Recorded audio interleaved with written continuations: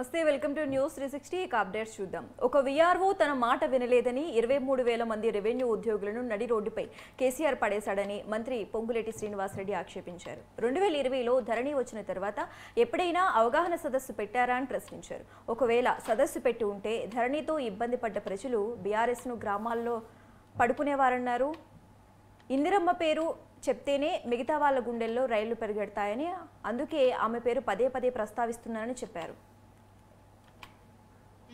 అర్ధరాత్రి ఆనాటి దొరగారికి మైండ్లోకి ఒక ఆలోచన వచ్చింది. ఎవరో ఒక విలేజ్ సెక్రటరీ విలేజ్ విఆర్ఓ మాట వినలేదని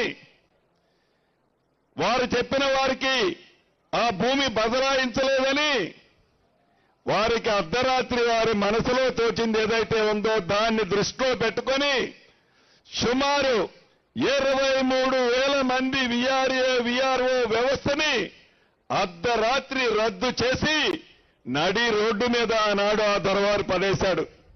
2020 చట్టం చేసిన తర్వాత ఏ పొద్దైనా ఏ ఊళ్ళోనైనా ఏ వాడలోనైనా ఇటువంటి రెవెన్యూ సదస్సుని మీరు పెట్టగలిగారా? నిజంగా మీరు పెట్టి ఉంటే ప్రజలు ఈ ధరణితో ఎంత ఇబ్బంది పడ్డారో ఆ సభలో మీ ఈపు విమానము మోత మోగించి ఉండేవాళ్ళు. ప్రజలకి ఉపయోగపడే విధమైన నిర్ణయాలు తీసుకోవడానికి మన ఇందిరమ్మ ప్రభుత్వం పనిచేస్తుంది. మన ఇందిరమ్మ ప్రభుత్వం అని పదే ఎందుకంటుందంటే ఆ ఇందిరమ్మ పేరు చెబితేనే